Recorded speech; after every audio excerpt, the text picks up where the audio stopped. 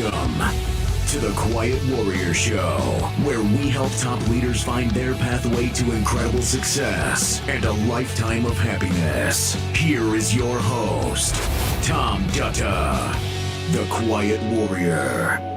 All right, everybody, welcome to the Quiet Warrior Show. There must be gremlins in the studio this morning. I had to get out of the studio, come back in. My guest was on time, and he couldn't hear me. And you know what? We fixed it up. The magic of technology. Not bad for a guy who had a brain injury a few years ago. I'm still struggling back from that one.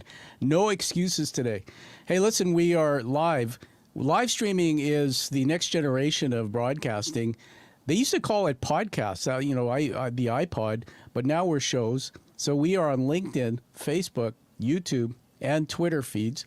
While you're watching, you can post a comment. I'll see it in the studio. We'll put it on the screen if it's worthy of conversation with our guest. He's waiting in the green room, but I got a couple announcements to make. So I'll bring Brad on in just a few minutes, everyone. First of all, let's talk about the show coming up. I got some exciting news. August 23rd, just a couple days or so away, we have Mr. Rizwan Abbas on. He's an archaeologist.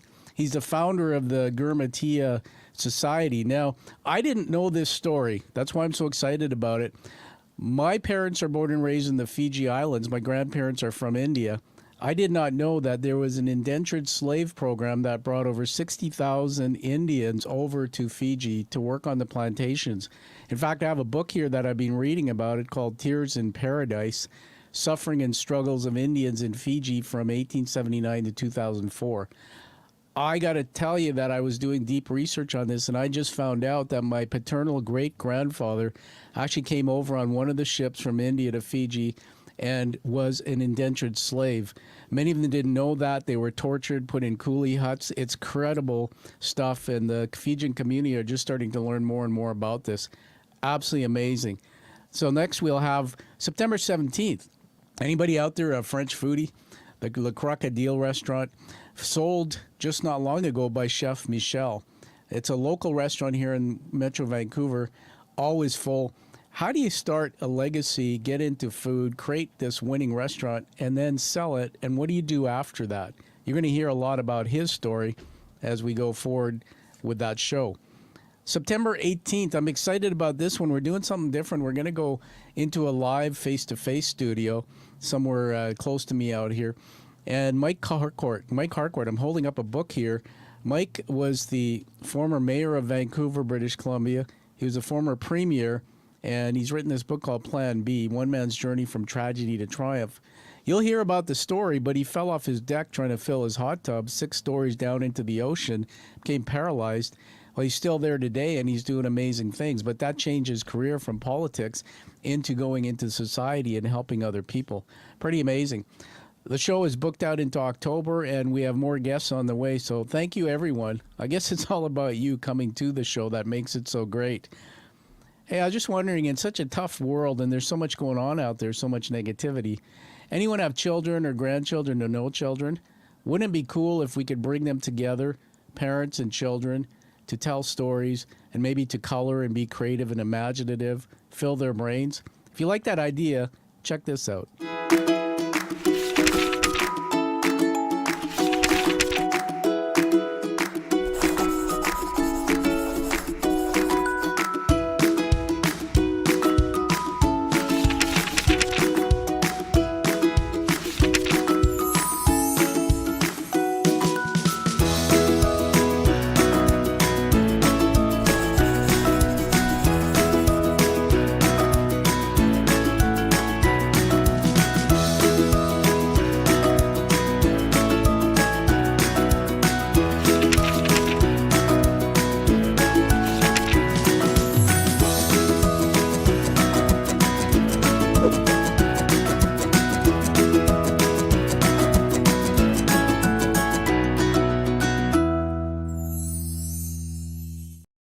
Okay. Hey, a little shameless plug there. We'll clean that up before we release the actual show that we're taping today.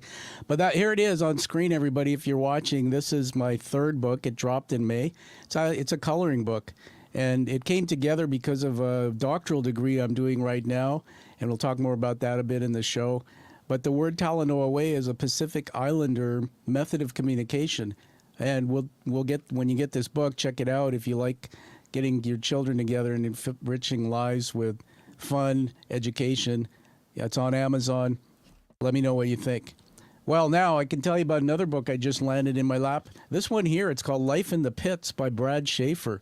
Now, you know what? You could read this thing fast and go and not look at it properly and say, life is the pits. And you could nod your head and say, yeah, that's true too. Evocative, awesome cover. He's back again for his second interview since 2021. I haven't talked to him that much, but he's back because of this amazing book. We're going to bring it all together. I'm going to just tell you a bit about him, and then we'll bring him into the studio. Brad Schaeffer, born in Baltimore, Maryland, grew up in the suburb of Chicago. And after attending the University of Illinois at Urbana-Champaign, he lived in Chicago, where he embarked on this dual career as a commodity trader, author, novelist. Now, you got to ask yourself, commodity trader, a writer, and oh yeah, he's a musician too. Guy's a little messed up, but actually there's quite a bit to him. He resides in New Jersey. I hope that's correct. We'll check that out. But his prolific and eclectic writing can be found on places like Wall Street Journal, the New York Daily News, National Review, Daily Wire, other publications. Now get this, his interest is reflected in those articles, covers things like business, science, education, arts, history, politics, social issues, general day-to-day living. And he was just showing me something in his studio about, based on a map of what's going on in part of the world. This guy is a maven of information. He's also an accomplished guitarist and pianist. You can see my guitar back there. It'd be kind of fun to riff with him. I'm sure he'll knock the heck out of me. But that's pretty cool. He's been in several bands, played it over the years. Now we get into what a fascinating piece of his story is. He's an author, published author. Another Time and Place he wrote in 2018 was in World War II in Europe. And The Extraordinary, that's why he was with us in 2021. That book really caught my attention because it touched on the topics of autism and PTSD. He's got a relatable story. Are you out of breath? Are you tired of listening to me? It's amazing. But we finally end up here. Brad's back to talk about life in the pits. So here he is. Hey, Brad, welcome to the show. Welcome back. Hey, Tom. Good to see you again. Thanks for having me. You're welcome. You're a humble guy, so I kind of, do the intro, and you're sitting I've there. been accused of that before, so I appreciate that. Now tell us, where are you? Where do you live right now, and what are we looking at on the screen? Where I'm are you? currently in Westfield, New Jersey. So if anybody's seen the Netflix series The Watcher, that took place in Westfield, New Jersey. Also, it's the home of Charles Addams, who started the Addams family. And we also have here in Westfield a distinction of being the scene of a quadruple homicide. Oh, gosh. The List murders. And the interesting story about that is the guy killed his whole family, right, to start a new life, right? And he had financial trouble. And apparently the story is that the whole time he had this financial troubles, above him was a Tiffany lampshade or something like that basically was worth more than all of his financial issues. He literally had, and he was found on America's Most Wanted. He was the first guy on the run, the first like cold case file they put on America's Most Wanted. And so anyway, it was the List murder. So that whole show, The Watcher, that was on Netflix, kind of combines those three sort of macabre aspects of Westfield. So, but it's a wonderful town. I love it. I've been living here for, since 97. So I've been living here a long time. Well, first of all, I got to give you kudos. I mean, props to all this knowledge you have. We're going to learn why that is. Very entertaining. Secondly, man, to have roots in one place and stay there a long time, especially in this world, is pretty remarkable.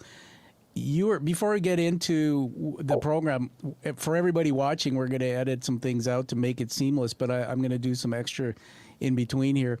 Brad, we're going to take you into Plato's Garden. Are you ready to do that? Plato's Garden, will explain what that is. We're going to have conversations in Plato's Garden. Then we have some really exciting things planned for you, a segment called Imagining with AI, something new we're doing. We're going to do some recognition as well, a little surprise for you as well about your new book. By the time I'm done with you, man, you're either going to be smiling or you're going to be crushed on the floor of that office of yours. Or both. A little bit of both. But before we get into Plato's Garden, I'm going to widescreen here the shot. Sorry if you're on the podcast, you can't see this, but watch it on YouTube. By the way, subscribe to the channel so we can get the analytics going. Brad, you were talking to me. That is your office, you commodities trader and things you do. But there was a map. Tell me about what you were telling me so the audience can learn. I thought it was cool. Yeah, actually, this map here you're talking about? Or Yeah, this? what you were just telling me. Just tell it Well, again. this one, first of all, just has every pipeline of natural gas that spiderwebs throughout the United States. So I use that for reference when I trade. Yeah. But this one actually was given to me by a very dear friend of mine named J.D. Griffin, who was my old roommate. And it's hard to tell, but this is actually somewhat of a famous piece of work. And what it is a diagram of Napoleon's army size when it invaded Russia in 1812, and by the time it retreated back. And it's hard to tell maybe from here, but this kind of beigeish color, you can see how wide that is. Yeah. That width represents 400,000 troops, right? Which is roughly what Napoleon had when he invaded Russia, right? Yeah. By the time it gets up to, I'm trying to do this here. It's hard to do it. You're doing good. By the time it gets up to Moscow, it's down to like maybe a third of that number. And then the black is his retreat. So by the time he gets back to where he started in the spring of 1813, I guess that would be, I'm not sure the actual dates, his army had gone from 400,000 down to about 10,000. And the Russian winter and Cossacks and everything got the rest. And I was telling you, I keep that as a reminder. Not only is it a really cool piece of artwork, very historic, but also is a reminder of how quickly even the fortunes of, like in this case, great warriors can change very quickly if you're not careful. And it only takes one mistake, one stupid error, one loss of discipline in our profession to have to go from 400,000 men to 10,000. One of my favorite lines, and I think I mentioned it in the book even, is by Mike Campbell from the book The Sun Also Rises. He was asked, how did you go bankrupt? And he said 2 ways. First slowly and then quickly. Wow. And so I kind of keep those as a reminder of. They're great. Yeah, of how easy it is to go from being, Napoleon, the conqueror of Europe, to Napoleon, the exile. Yeah, that's self-inflicted wounds, right? That's incredible. We're time-stamping this show, obviously, with this point in time, but I just had this thought that came into my head that it would be incredible, I think, if we look years out, and one of those maps will be done about what's happening in the Europe right now, particularly Ukraine. Unbelievable. And I think you just set us up to go into Plato's Garden, because what you were just doing there, and you'll know in a minute what I mean, is called critical thinking. Today's interview is going to be about critical thinking. So let's take you into Plato's Garden. Let me just set this up for a minute, okay? So I'm going to change the thing on the screen here for a sec, Brad. All right. So 3, just stand by. 3, 2, 1. Everybody, we're with Brad Schaeffer, multiple author, commodities trader, and just an all-around eccentric, amazing musician, I'm told. And we're going into Plato's Garden.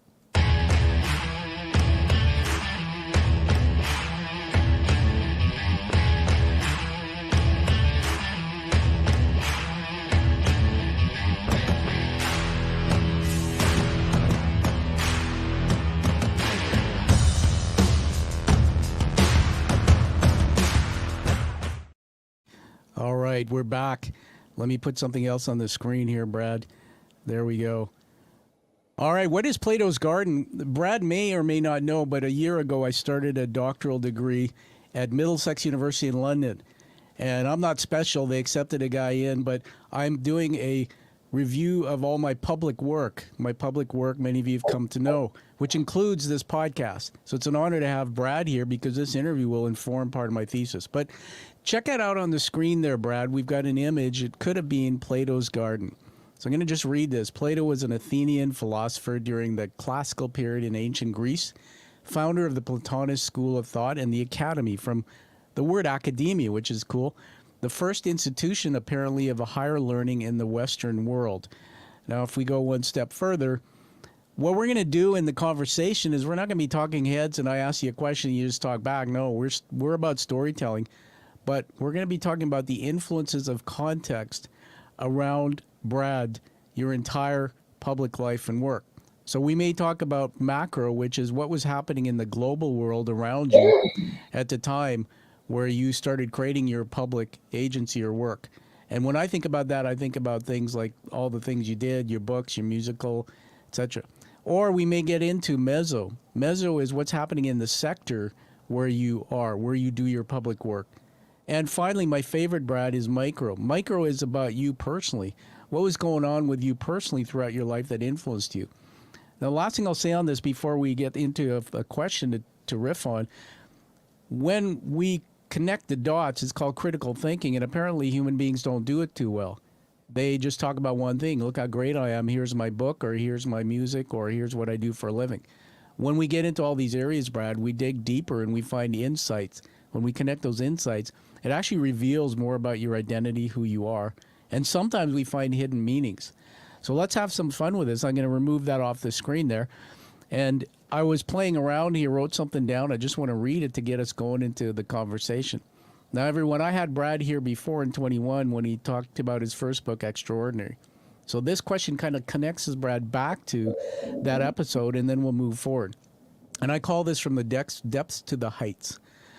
So, Brad, your journey from experiencing profound loss in your youth to becoming a successful trader and author, I think, is remarkable.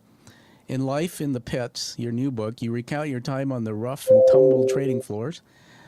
So how did your early challenges you faced, especially your father's tragic passing, prepare you for a high-stakes world of trading? Get into it. Well, I think when you suffer a pretty severe loss at a young age, which is what I did. How old were you? It was my father died 2 days after my 16th birthday. Goodness. And he died by suicide. He had PTSD. He was a Korean War veteran. He was a Marine, actually wounded in action. So I would tell people he was a true Saving Private Ryan experience. He was frontline lieutenant, second lieutenant in the Marine Corps. And he came back and he had PTSD, probably didn't realize it at the time. He probably had it off and on for 30 years until it finally, I think, got the better of him. And, back then they called it battle fatigue or whatever. They didn't really talk about it like they do now. But I think what it teaches you is that, it's just money, which is what I do. And there's a reason beyond, and there's an old expression, right? And I write it in the book, which says, anybody who says money doesn't matter never stood in the bread line, right? Yeah. So I think it was, I forget who said it, but somebody said, I've been rich, I've been poor, and believe me, rich is better. So I'm not trying to diminish the importance of money, but I think psychologically to succeed in trading over a long period of time, and it took me a long time to get to this place actually, requires a lot of psychological discipline. And part of that discipline is not freaking out when you lose money. In fact, being in a mindset where you realize that losing money is part of your profession. Just like if you're a race car driver, having a pit stop, having a blown tire, that's all going to be part of your profession. It has to be kind of baked in the cake, right? Yeah. And I think with me, because I had experienced real traumatic loss at such a young age, that losing a few $1,000s, although it was discomforting, it didn't affect me, and it still doesn't, the way it does some guys who may have the knack. They might have the they might have the mental acuity. They certainly probably understand financial theory better than I do. They're probably smarter, probably higher IQs. Went to the best schools. You double majored in bio and physics at Harvard, whatever it is. But so much of what we do is psychological, and I think learning to take hits at a young age kind of prepared me for a business which is nothing but taking hits. Yeah, no, that's try to diminish them, and right, it should be the smaller. Your trading should be several very big trades, very big good trades, and a few small losing trades, right? And taking a loss is part of it, and so I learned that at a young age. Absolutely, and it's funny because one of the follow-ups I was thinking of asking you from that was because of by the way, we're sorry for your dad's loss. Mm-hmm. Obviously, honor him for his service to his country. I wanted to see if you can remember a specific time on the trading floor where that perspective you just shared about your dad's perspective on like that money is transient, it's just money, etc. Yeah. Can you remember a specific time on the trading floor where that played a crucial role in a decision? Not so much that, but I can remember, the guys that I fed off of back then on the trading floor were the old salts, right? Yeah. There was a guy who passed away a while back, but I mentioned him in the book. And most of the names are pseudonyms in the book just to protect their identity, but they know who they are, right? And this guy's he reminded me of like a snapping turtle. He kind of almost looked like Oscar the Grouch a little bit, right? He was an old salt trader, right? And so if I would make a trade, right, when you trade options, you have to have some futures contracts, right, to theoretically lock in the profit. And sometimes you miss your trade, right? You buy an option thinking you can sell X, and you end up selling X minus one once the actual time goes by from the time you do the trade to the time you try to execute, the market moves, right? And I'd bitch and moan, and then he would say, Brad, you should really complain about that because that's the first time that's ever happened down here. And basically with these guys, so what they reminded me was taking a loss, and all these guys just reminded that taking a loss is part of the game.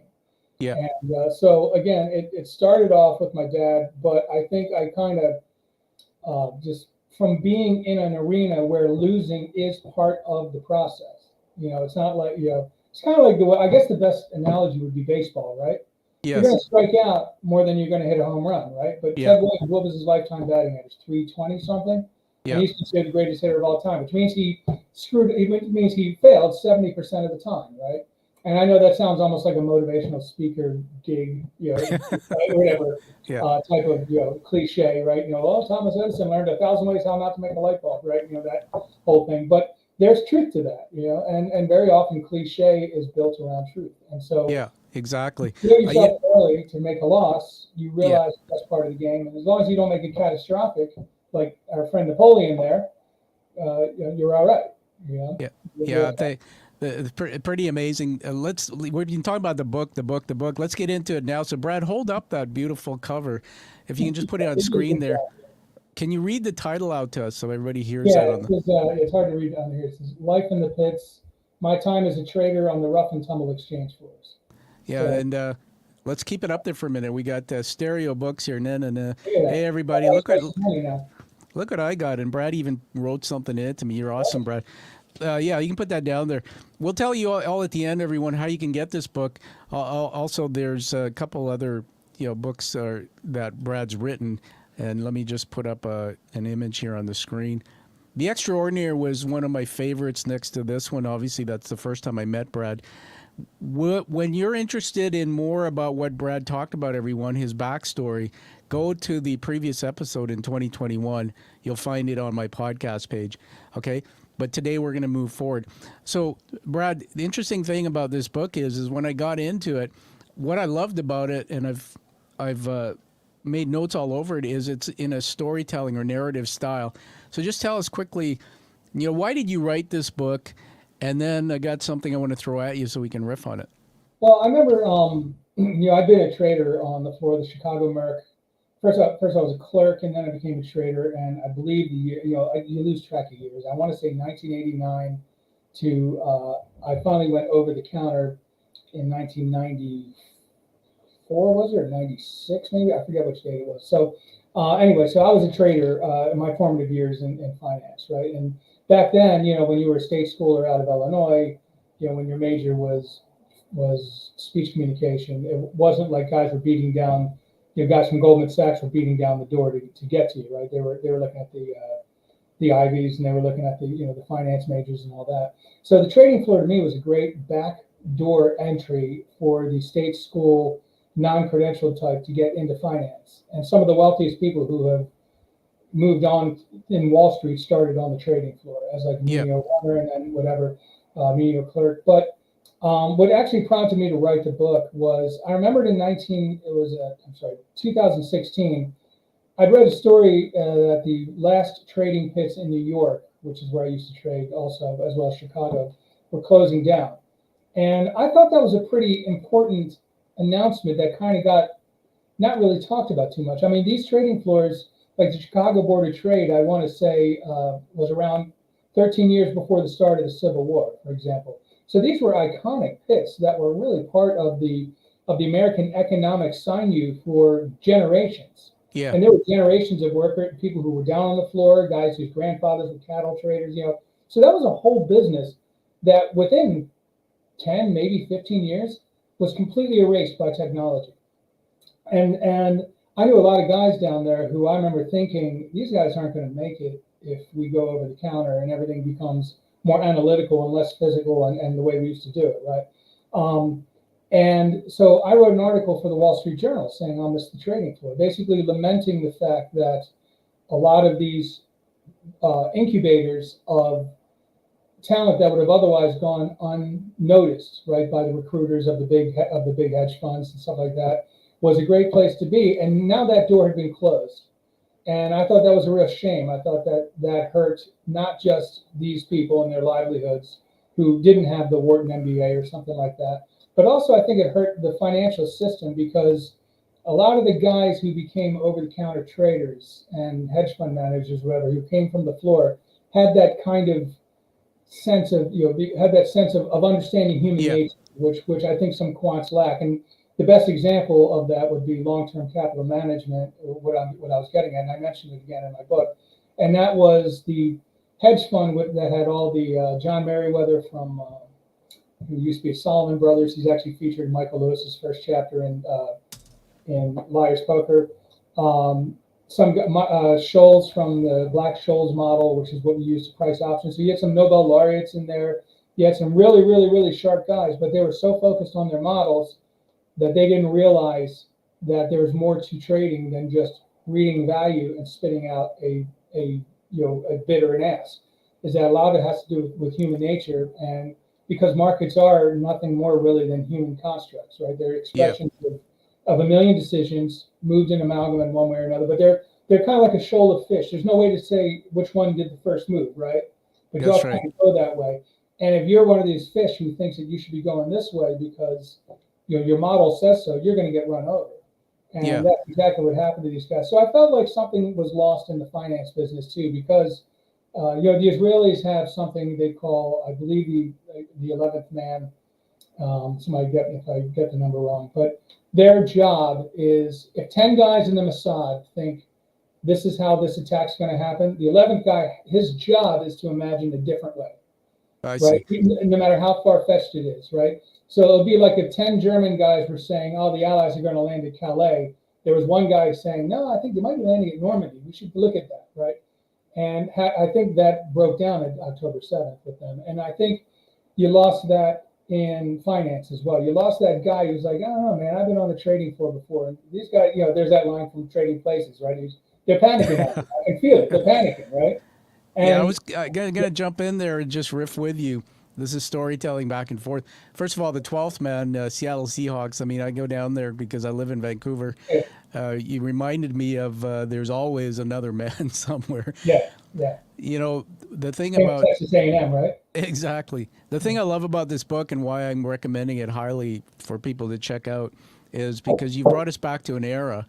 A lot of people didn't know, but what I find remarkable is when you said the technology was just basically erased.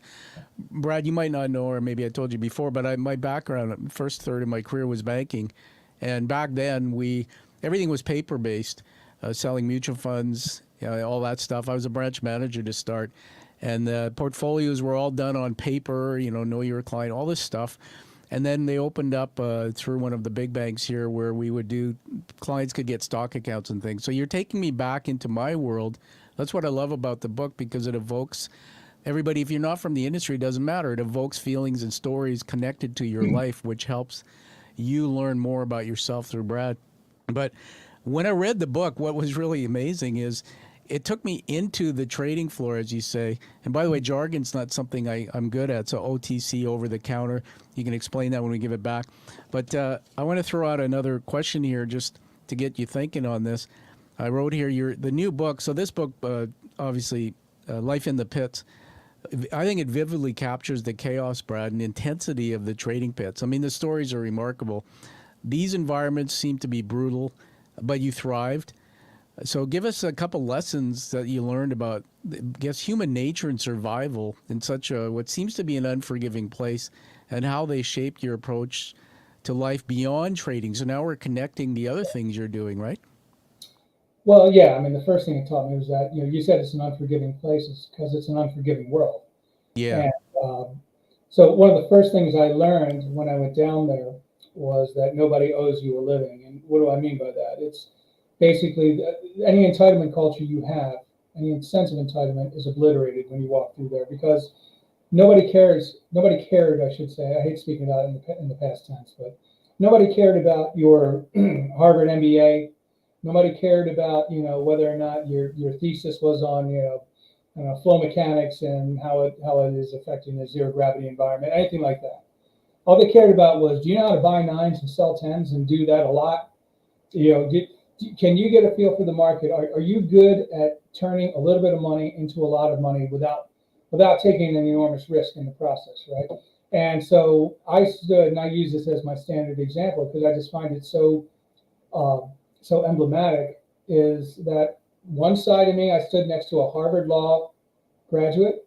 The other side of me, I stood next to a high school dropout tennis pro who looked like Steven Stills circa 1969. No way. That's funny. Yeah, I mean, he had the lamb chops, he had the long hair, and they were both equally good traders. And you're still kind of a kid yourself, right? You Oh must gosh, be. I was 21 when I was Wow. down there, right? I got my seat when I was 22, I think. So 21 or 22. I was one of the younger traders down there. So again, that's why I kind of gravitated towards the old salts. But I also had an advantage because I'll tell you one thing else that my father's death taught me, just kind of get back to what we were talking about before, is the importance of family. And Yes. I was very fortunate. I was the youngest of five.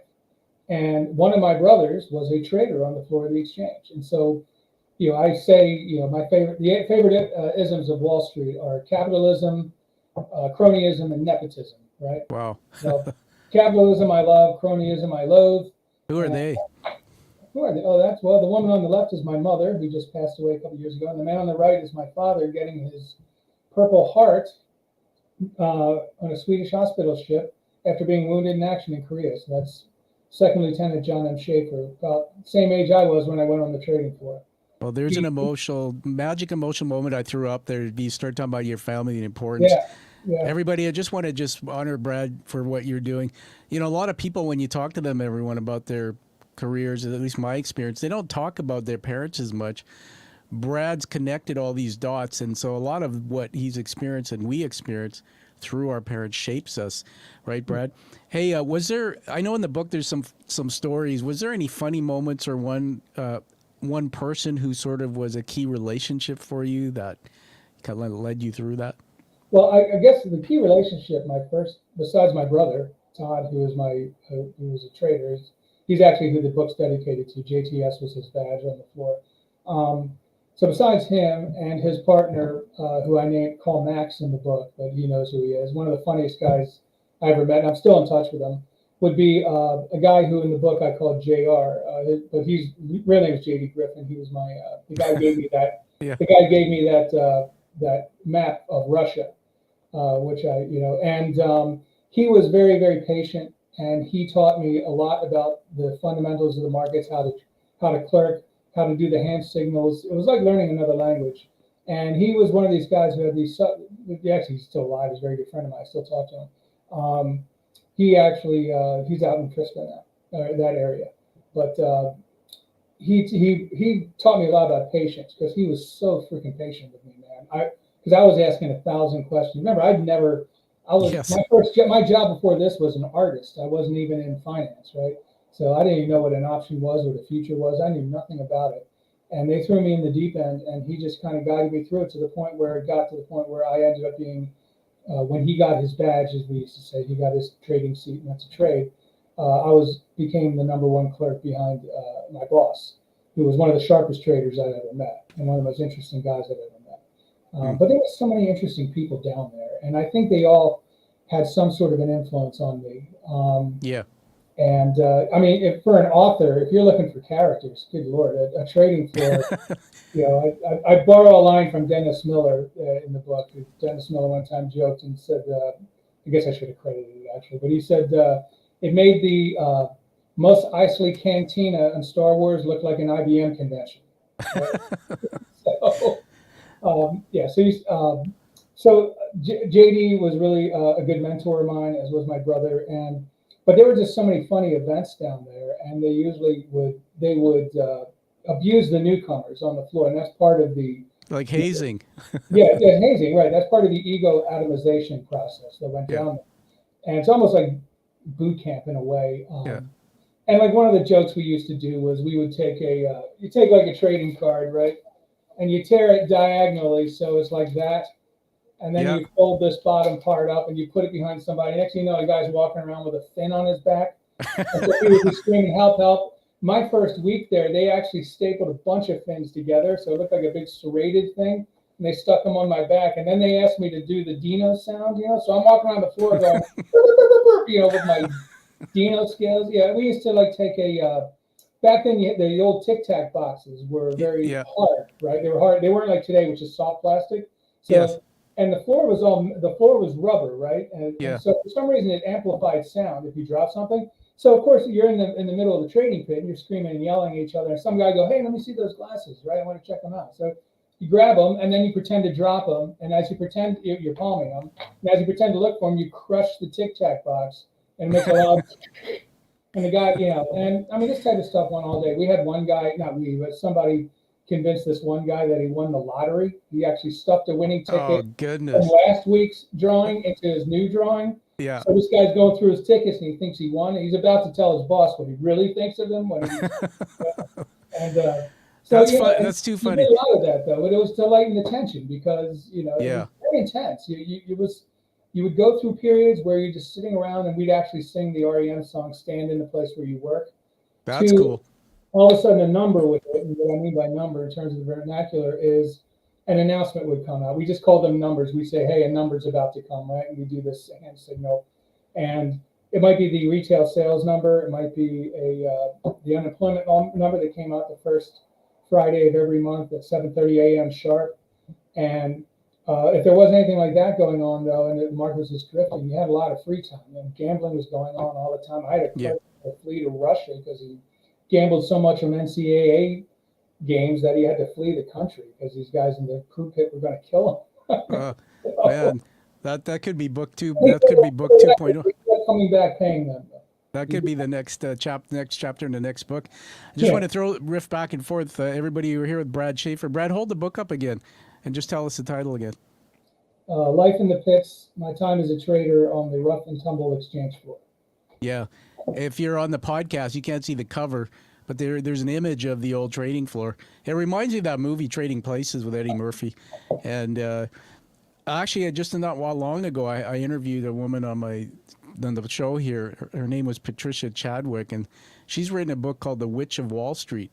And so she talks about how she broke through the glass ceiling. And it's funny because reading her book from a female perspective and yours from a male perspective, very, very interesting insights and differences. Everybody, are you getting a sense that Brad's kind of fun? I mean, again, if you take, that's why you have to connect the dots, because if I said Brad Schaeffer, the commodities trader, it's like, okay. But Brad, really, when I start looking at the fact that, musician and writer, these are creative types of personalities. So I can kind of see how you, first of all, you navigate sadly, the death of your father, the PTSD story. Mm-hmm. Then you get into this very brutal world. And I like what you said about the trading floor, because I heard you say the world is brutal.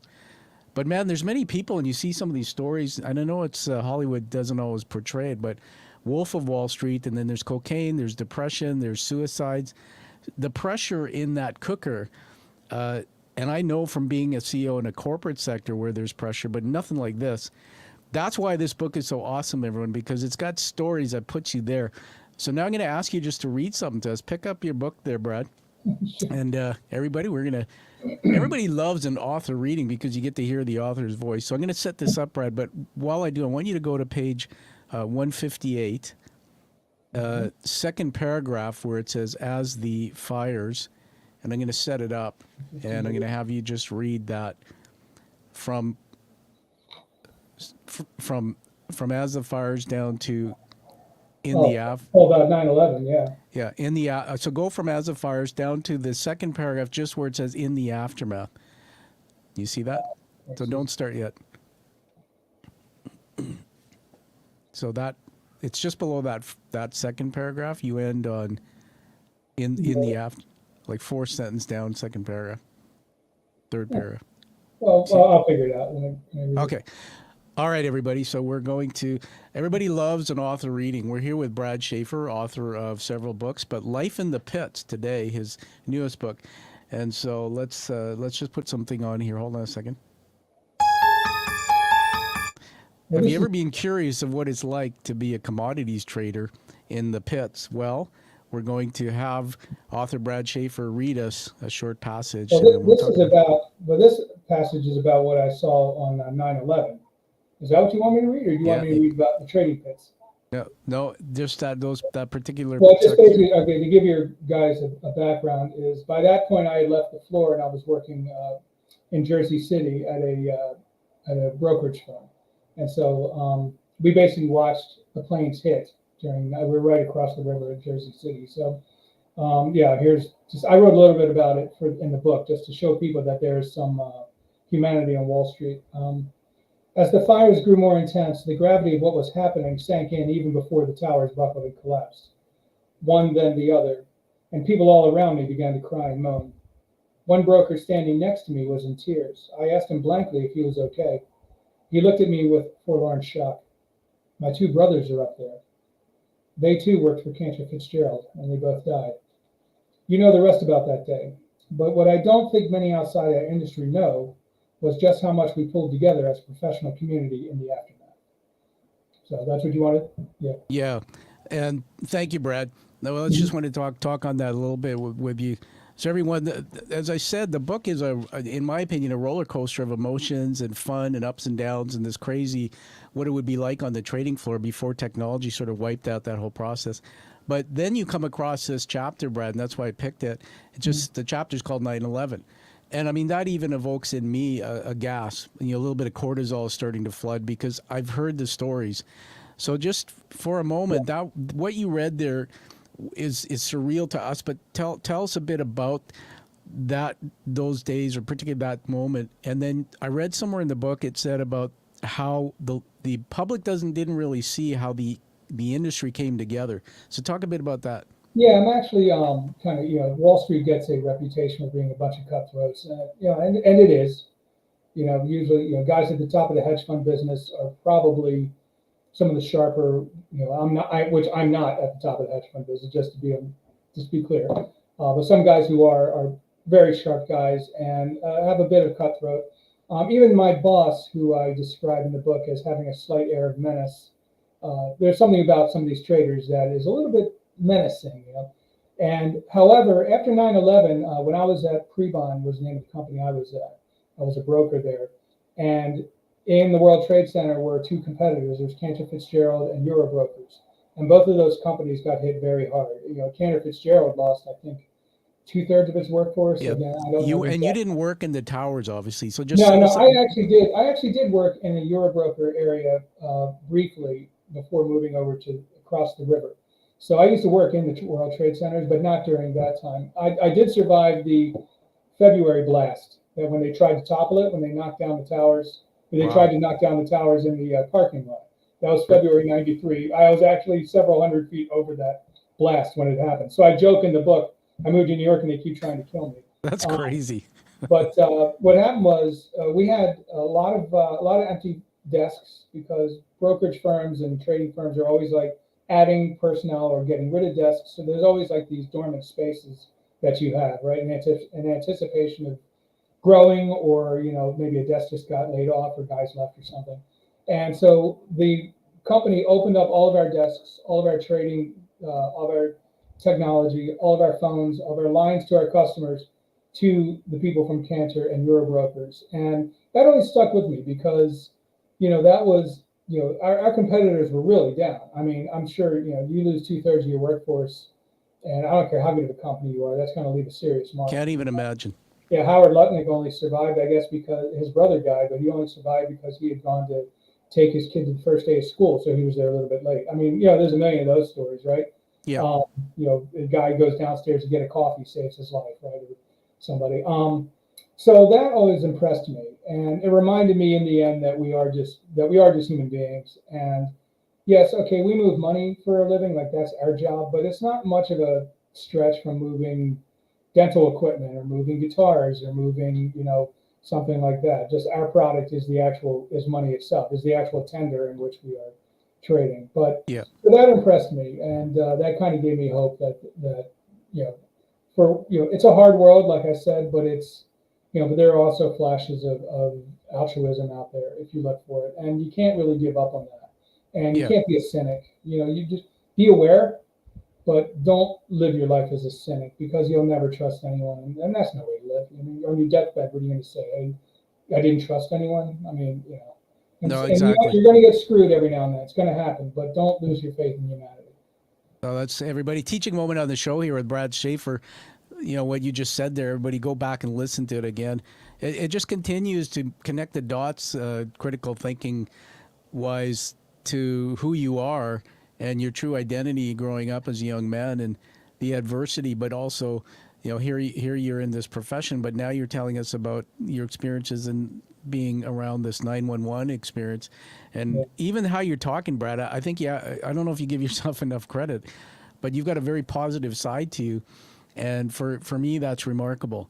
And I think that's why everyone has to read your blogs and your work, because in such a tough world, what I'm finding is even reading the book and listening to you gives me that word hope. And Mhm. I've done a lot of work since my brain injury in 2018, Brad. I've done a lot of healing through neuroplasticity in a brain clinic. But I've learned about neuromodulators and how your brain works. And when we hear hope, when we hear Brad talk about the way he does about hope, the brain releases chemicals, and particularly oxytocin. When it's a tough world and you feel okay, everything's going to be okay, or you're listening to something like you, Brad, oxytocin floods my brain. It's like in my brain now I'm saying, like, I kind of like this guy. He's like me in some way, and that really reduces that stress hormone and that cortisol. So that's very, very, very interesting. I want to throw another question out to you, and then we're going to go into the next segment, which I think you're going to love, called Imagining with AI. And this one is really about, we look at all the things that you do outside of just the commodity trading, and I call this balancing success with creativity. So here we go. You've managed to balance a career in trading with your passions for, as well as writing and music passions. So how do these different aspects inform each other, and how have they helped you navigate the highs and lows of both those worlds? Well, I mean, you may have seen some videos out there that playing music, playing an instrument, Yeah. is the only time, and again, anybody out there who's in the medical field can correct me, but from what I understand, it's the only time when all of your brain cylinders are firing at once. Right? It's not the same as listening to music, but if you're actually playing it, you actually have a guitar strapped around you, you're at a keyboard or something like that. Your whole brain is firing up, and so that's why I've always I recently ran for my board of ed. I didn't win, but they weren't ready for me. Well, They we'll weren't give ready you. for the You just won here. yeah, exactly. Right? And but one of the things that they were doing was they were cutting the arts, and I didn't like that because I feel it's more than just a hobby. I think it definitely helps your brain. I mean, you familiar with brain injury? I'm sure Yeah. you're well aware of that research. So that to me is plus it's a great way to unwind. It's a great way to there's a lot of pressure during the day, so it's a great way to decompress. I was an artist before I was a trader. I was a musician before I was a trader. So really, um, what I've discovered is that there's an art to trading, which I didn't realize. I always thought it was just mathematical. It was just, and without the correct math, of course, you're hopeless. But there is an art to it, and I kind of touched on it before, which was reading human beings and reading human nature and knowing whether something's a real move or whether something's a sort of a bit of a groupthink going in the wrong direction or something like that.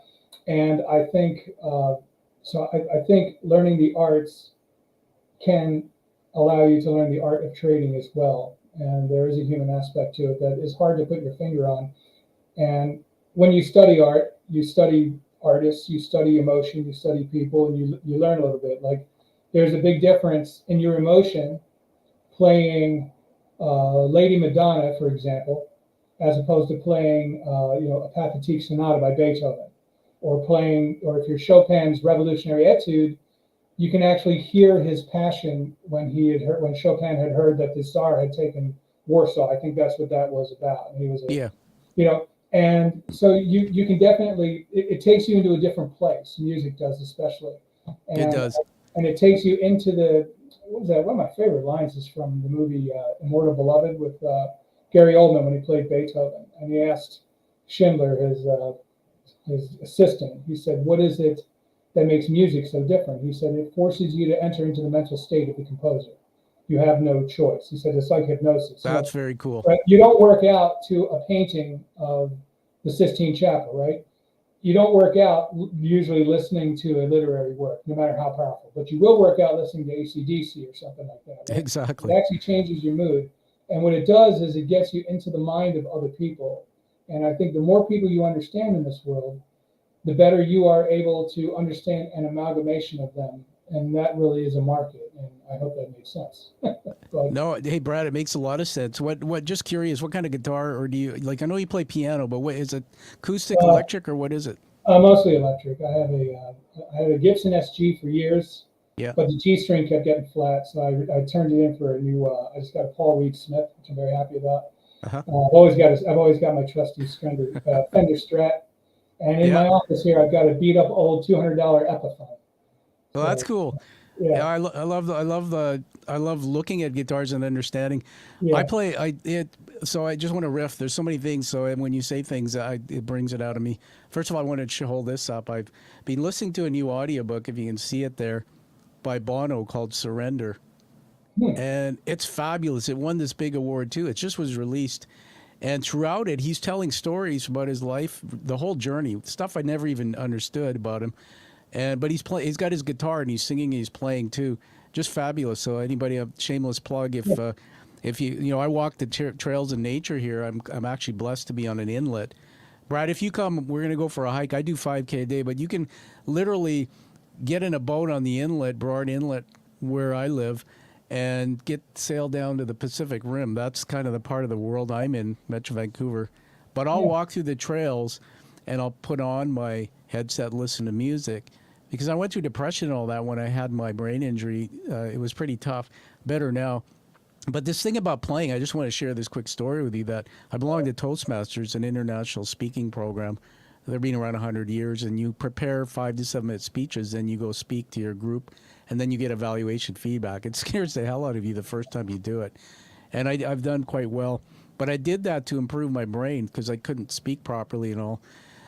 And about a month or two ago, I got the courage to pick up my guitar and say, I'm going to go do a speech, but I brought my guitar into it. So I played a song. And man, the part I started writing the speech, and then it just hit me that when I was recovering from my brain injury, I used to pick up the guitar and like, again, I had visual impairment. I had cognitive slowness. So that was part of therapy, was picking it up, getting, like, as you know, putting the fingers down on the fretboard exactly where the transition. Yeah, absolutely. It does everything. It enhances every part. Yeah. Physical, mental, emotional, psychological. Thank you. So So everyone, why I shared that story is because I want to teach something here to the audience on your behalf, and I think you know this. There's a saying I read in my research that the more I know about Brad, the more I know about myself. And so I just doing that particular thing here.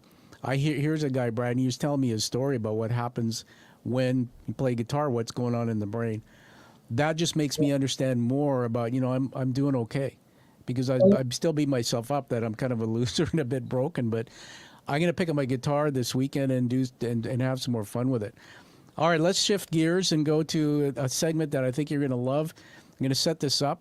All you have to do is just listen and follow along and just have some fun. So you ready?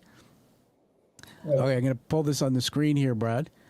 All right, we're going to 3, 2, 1, and then I'm going to just set this up. So stand by.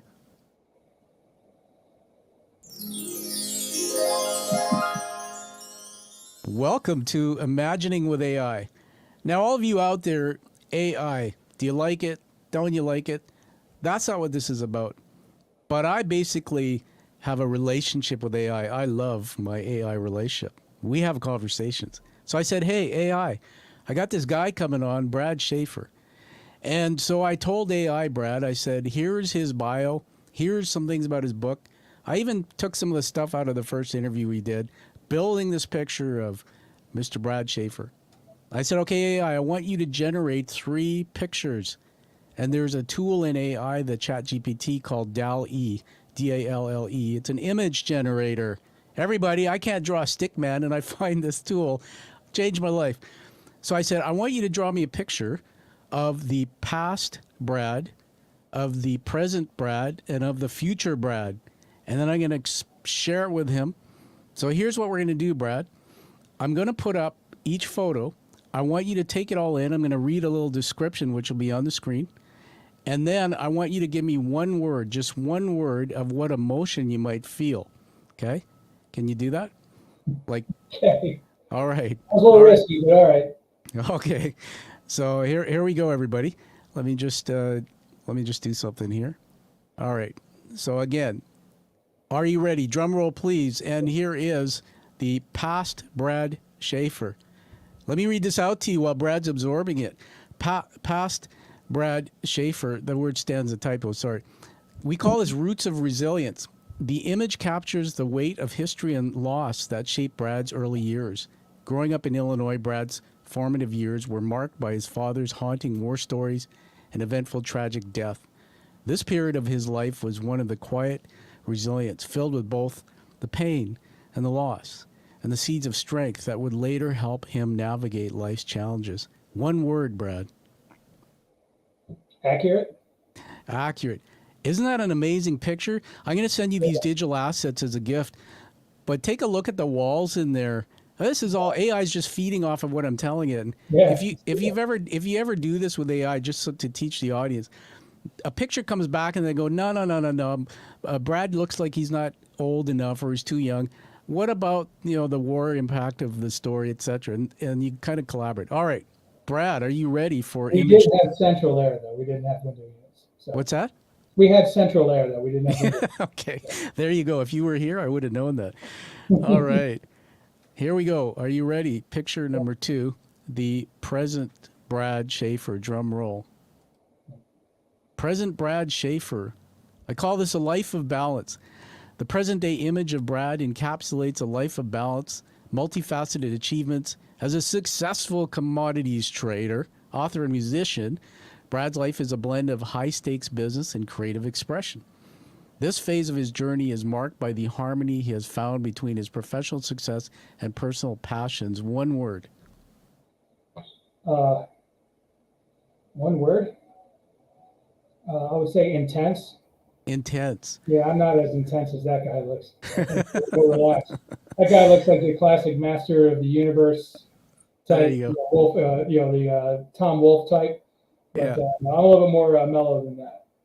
Brad's more mellow than that, and maybe that's the other side of it when you're in the trading pits and there's an intense moment.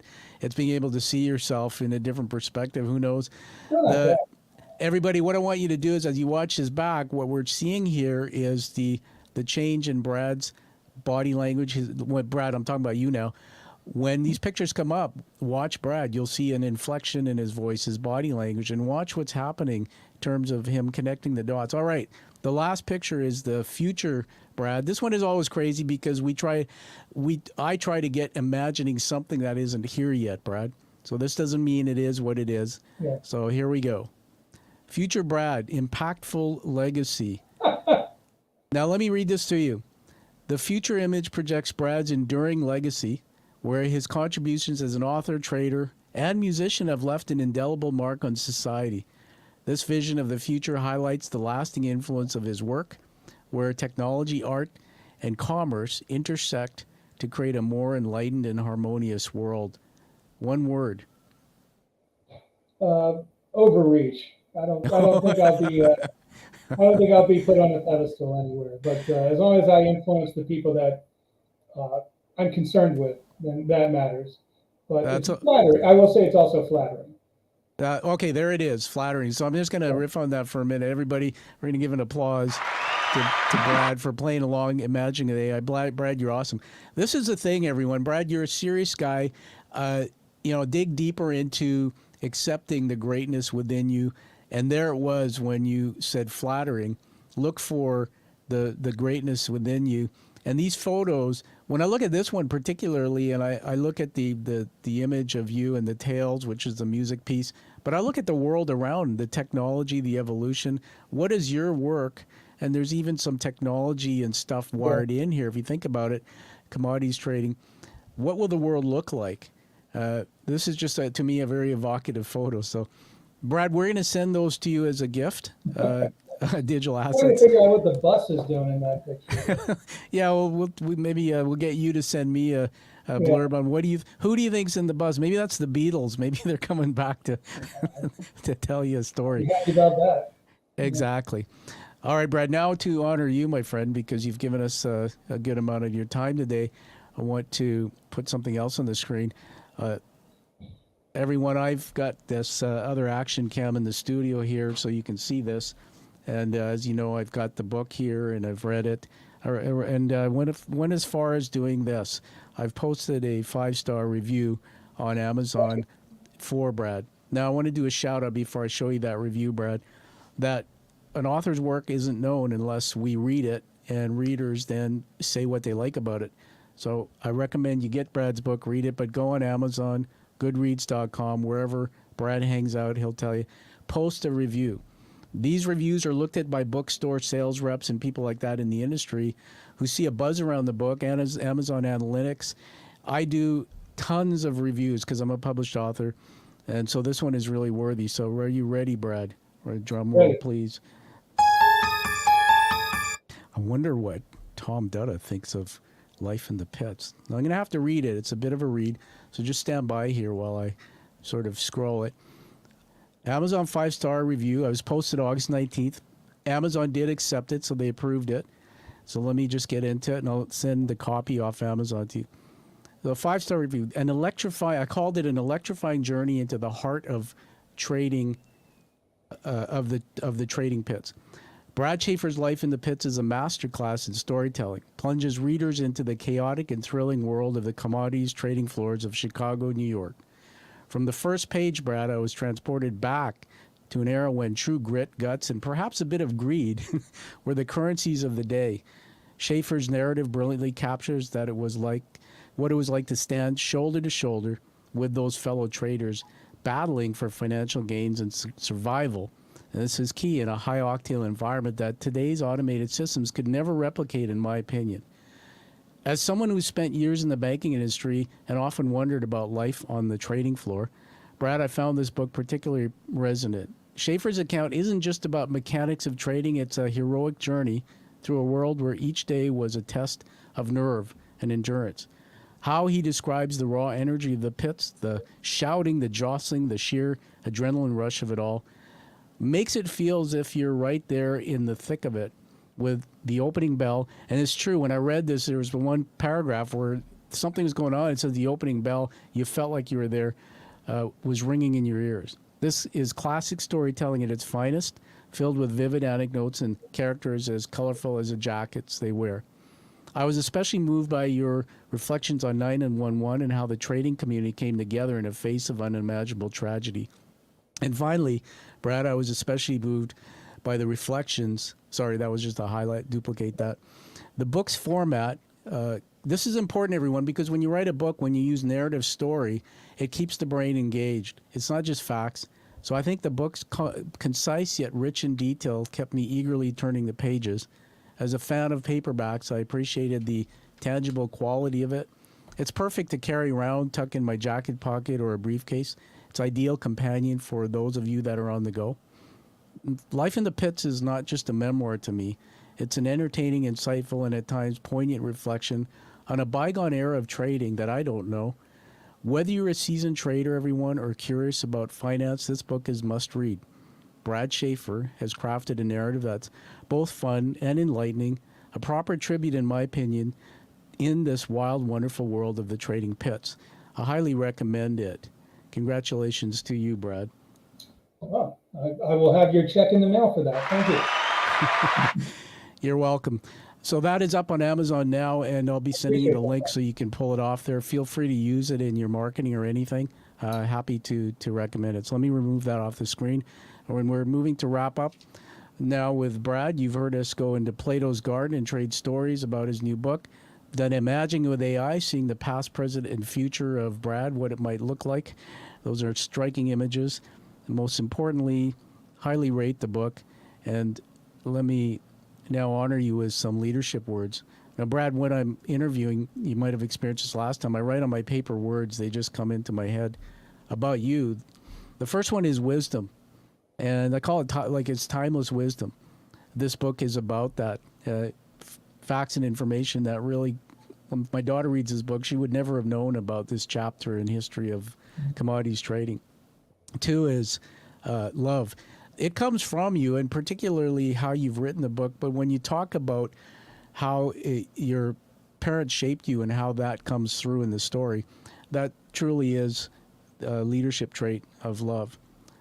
Creativity is something that I think all leaders should have, not all have it.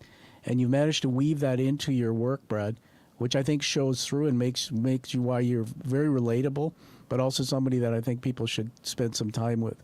So on that note, now that he's blushing and humbled, Brad, let's give it back to you and tell everybody how to get a hold of you. And the last word for you would be in this line here. Here's a thought to think about. If you could go back to those chaotic days in the pits, with everything you know now, is there anything you'd do differently? And I guess think about your younger self telling them about what you did. I think I would have stayed in the floor longer than I did. Yeah. I would have not moved around so much. I would have stayed put in Eurodollars and tried to learn it a little bit more. But I kind of had the travel. I kind of had the bug, so that's how I ended up in New York. Yeah, the best. And just for those who do buy this, I try to put in, like, one of my favorite books on trading is the book Reminiscences of a Stock Operator, that was written by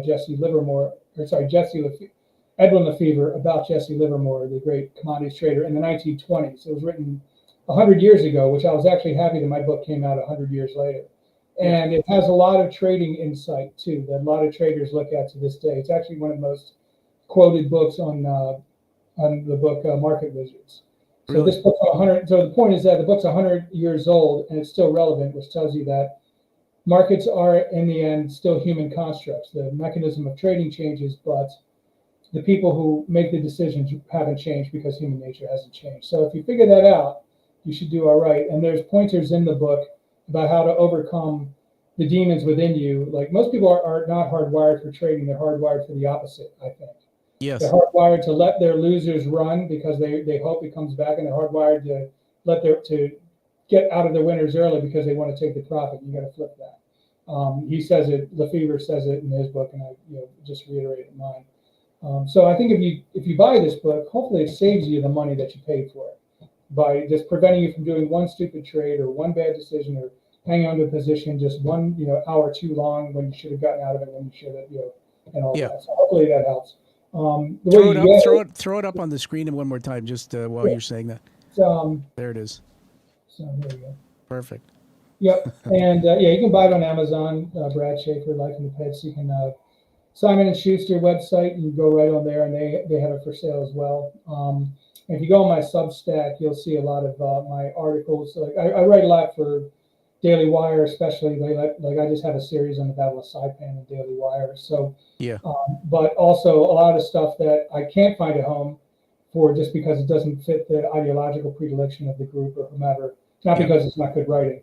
I put up on my Substack, or I'll republish some stuff that I put on pay sites after the fact.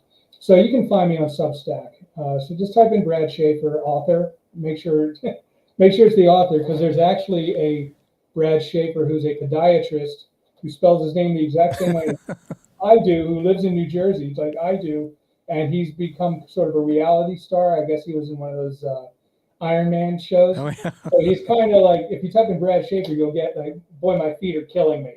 And I get emails like what to do with bunions and stuff. I'm like, I don't know. I'm wondering if he ever gets asked advice on where crude oil is going. I hope it goes his way as well. But so anyway, so just type in Brad Schaeffer, author, and you'll find it.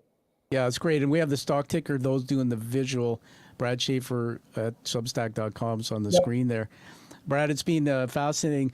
I'm putting you on the spot here. The world's kind of crazy and whatnot. What do you see ahead in the next couple of years with the markets? I know that's unfair because there's an election and a war that's out in the Europe and all. Well, I mean, the thing that I think looms above the markets overall is the national debt. $34 trillion in national debt.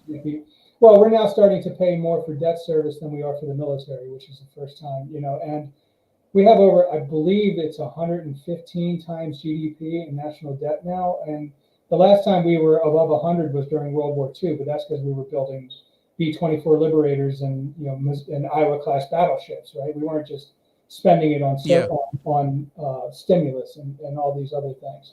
So I think it's hard for me to imagine a world with that much deficit without hyperinflation at some point. And hyperinflation might be good for stocks, but it's not going to be good for your bottom line if you make 20% in the markets, but your dollar diminishes by 25%, right? That doesn't, and you can't go to the shopping mart buying, using your 401k, right?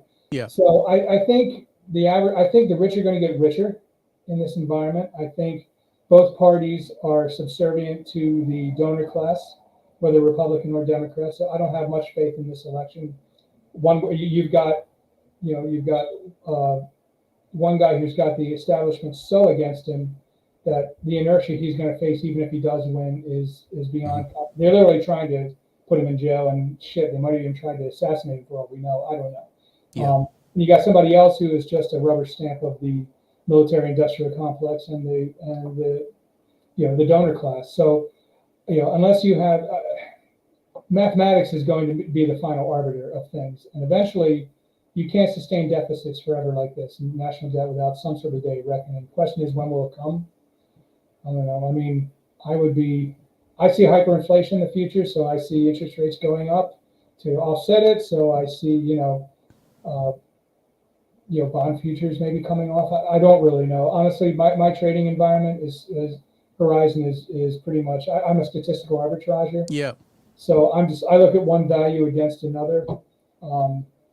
But I think if I gun to my head, I mean, I'd be in stocks because it's the best place to be, but I'd move some money into short bonds or something like that if I had to. But I know I'm going to watch this a year from now and be totally wrong. So. Yeah, I think that's a book I would love to. That could be a bestseller book for future. I'd love to see you write a book about just as a trader, all that technical knowledge in your head, translate that, and navigate the stories of sort of the major events that have happened in the markets. I have to tell you this before I wrap up with you. You're being so great giving me your time. What scares the hell out of me, and by the way, I'm a faith-based man, and I was baptized Catholic, and I fell onto my faith again. Yeah, is everybody rely on your faith. I have a one-to-one relationship with Jesus Christ, my Lord, and in a time where there's so much worry, live in faith. And what scares the hell out of me, Brad, is in my thesis, and thank you for doing the interview, which is part of it, that I'm looking at media, the sector of media. And I've dug deep over last year into mainstream, but also into non-mainstream in a way I've never done. So I've got feeds and links to apps and to YouTube channels of so many media outlets that you no longer can tell what's fact or fiction. Yeah, it is scary, and I think about my young daughter and things. So I think why the wrap up on this and the tie into what you're doing is when you have a person like you, Brad, come along and you write books, you try to educate, you write blogs and your Substack and things to try and give us as much truth or at least informed knowledge. I think that really everybody go past mainstream and start digging and finding your own answers. Yeah, I think data is the biggest tell. You have to look for data, and everybody has a bit of a bias. I admit I do. I'm not a fan of communism, for example. I've read Solzhenitsyn enough to know that doesn't work out. I'm not a fan of Nazism. I've written enough about World War II to know that Austrian corporal was not a good guy. But what concerns me the most right now is not the Republic. We've had contentious elections forever. If anybody's curious what an ugly election looked like, look up the election of 1800. between Jefferson and Adams. I mean, they were throwing mud at each other that no one would say today. Or look up the quote unquote corrupt bargain of John Quincy Adams when he supposedly stole the office from Andrew Jackson. So this stuff's been going on forever. But the difference now is that because of technology, we have a media on both sides, but it does lean left because the data just shows it leans left, right? For every Fox, you're going to have 5 NBCs or something. That's right. And the problem is that when media no longer sees itself as a watchdog of the state, but as a lapdog of it, because there's this pipeline between, if you notice how many people were in government are now in media, and then on the board, of course, or then yes. in the college campus and back, right? I mean, you got a Fox host who used to be George Bush's press secretary. You've got an MSNBC host who used to be Joe Biden's secretary. George Stephanopoulos with Bill Clinton's, So you've got this whole media complex thing going on here. And what happens is, people don't go on, I don't think people go on media to be informed anymore. I think they go on media to have their opinions validated. So if you're of the right and you want something bad about Joe Biden, just go on Fox, you'll find it. Right? You're of the left and you want something bad about Trump, just go on MSNBC and you'll find it. But if you want, I think one of the reasons what attracts me to trading and why I do this as a living is because in the end, it doesn't matter what your opinion is. 7 is higher than 6. 6 is higher than 5. You buy it at 3, you sell it at 8, you made 5 ticks. You buy it at 3, you sell it at 2, you lost 1 tick. And there's no getting around it. You can make an argument for why we should have bought this till the cows come home. But the bottom line is, in the end, the market tells you whether or not you're right or wrong. And the thing I love about mathematics is that there is a right or a wrong. And I think, I would love media to be, I always joke that if the Pentagon Papers came out today, as opposed to 71, I think it was, that the media would say it has all the hallmarks of North Vietnamese disinformation. Yeah. They wouldn't report the news and report this scandal, right? Absolutely. They would run cover if it was their people in the White House, and they would try to expose it if it wasn't. And that's not the function of media on either side. And, that's what, because the Republic can't survive without a free media. That's why I love what Elon Musk is doing with Twitter. I may not agree with all the people that he allows on. I'm no fan of Alex Jones, for example, even though he's actually gotten some things right. But what he did with the Newtown, I think, is disgusting. But he has a right to speak, and the free market of ideas.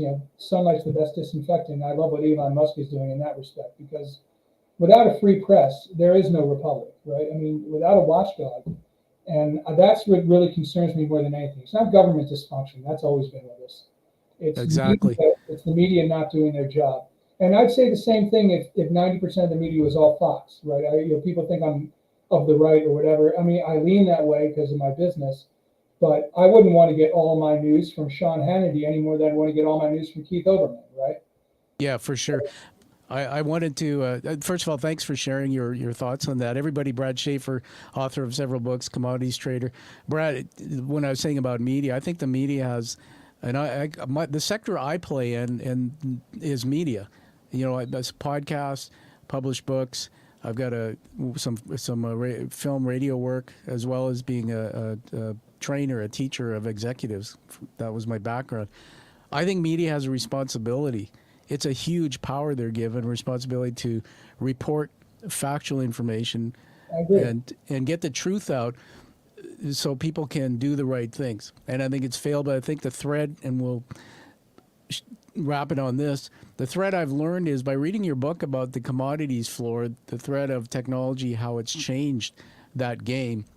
I believe that mainstream media is dead. When you look at the actual number of people who watch some of the shows, I'm not going to give them free press here, it's literally millions or less. When you have 350 million people in your country, I mean, Canada, add that on, most of the next gens, my daughter is 26, people like that, they are using technology. They're going to find alternate sources. I love the exchanges and things like that too. It gives me, but I'm starting to find the truth, and then I'm starting to be an advocate to share and get that out there to people who really, my mom's 88 and she doesn't have a cell phone. She doesn't have the internet. She watches CNN. That's how she gets her news. But dude, I think you're right. I think the future is bright. Hope is huge, because the whole media game is changing, and I believe that it's going to make the world better. on that note, thanks for being on the Quiet Warrior Show, Brad. We'll have you back again anytime. I want to talk more to you. Thanks for having me. I appreciate it. You're welcome. Everybody, find that true passion like you hear from Brad Schaeffer, and find that life that you deserve and live the life that you desire. And we'll see you all again on the Quiet Warrior Show. Take care. Thank you for listening to The Quiet Warrior Show. Create is a motive-based leadership development firm. www.kreat.ca.